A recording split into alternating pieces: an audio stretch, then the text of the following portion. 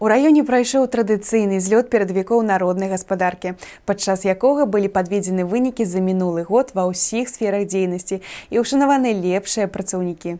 У раённым доме культуры, дзе адбыўся раённы злёт перадавікоў, было святочна і весела. Здавалася, само паветра было прасякнута ўрачыстасцю моманту. На пачатку мерапрыемства на другім паверсе працавала выстава, дзе можна было паглядзець, чым ганарыцца наш раён. Была прадстаўлена розная прадукцыя, у тым ліку шклоўскага масларобчага завода, сельгаспрадпрыемства Александрыйскае і шмат іншага. Але ж галоўнае дзеянне было на сцэне, дзе ўрачыста дзякавалі лепшых у розных сферах. Шклоўшчына мае многа адданых справе майстроў. І гэта найбольш каштоўны здабытак, з якім можна глядзець у будучыню з абгрунтаваным аптымізмам. Таму адна з галоўных узнагарод мерапрыемства – спецыяльная прэмія райвыканкама «Чалавек года». У намінацыі «Грамадска-палітычная дзейнасць» чалавекам года стаў старшыня раённай арганізацыі ветэранаў вайны ў Афганістане воін-інтэрнацыяналіст Ігор Падалякаў. У вытворчай сферы трактарыст-машыніст адкрытага акцыянернага таварыства «Александрыйскае» Віктор Мельто. У намінацыі «Невытворчая дзейнасць» загадчык аддзялення анестезіялогіі и реанимации Шкловской центральной районной больницы Александр Ярошенко.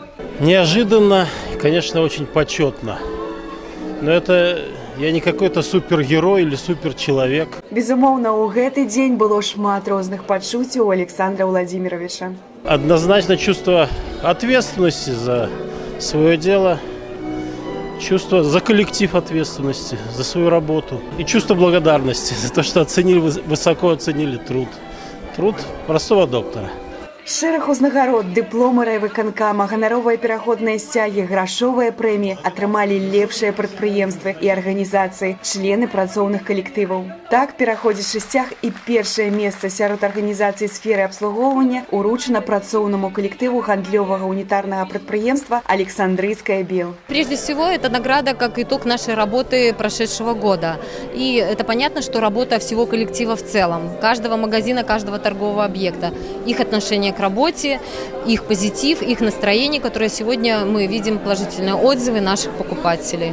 У фірменных магазинах Александрыйскага Бел прадстаўлены шырокі асартымент свежай прадукцыі ўласнай вытворчасці, каўбасныя вырабы, астуджанае і замарожанае мяса і многае іншае. Але добрыя паказчыкі не нагода спыняцца. У кіраўніцтва яшчэ шмат планаў на будучыню. Мы будем поддерживать свой имидж, развиваться, покупателям предоставлять всегда вкусную, качественную продукцию. У нас много планов, много намерений. Мы открываем объекты по всей республике, как и в Минске, в Витебской области. Сейчас будем открывать объекты, ну и также их содержать в таком же формате, который всегда нравилось бы нашим покупателям. Сярод лепшых у сельскай гаспадарцы по вытворчасці рапсу адкрытае акцыянернае таварыства «Говяды Агро», кіруючая компания холдингу. Люди очень слаженно, организованно работают, относятся к порученному участку очень ответственно. Все переживают за тот участок работы, который они обеспечивают. Это профессионализм. Вообще это жизнь. Каждый живет предприятием. Секрет прост. Самае галоўнае, што ўсе дасягненні дзеля лепшага жыцця тых, хто працуе ў сельгаспрадпрыемстве. Задачи, которые стоят, это высочайший уровень жизни, самые лучшие условия труда для наших людей. Ну и, конечно, чтобы слово «Говяды Агро», управляющая компания холдинга, у всех вызывало огромное уважение.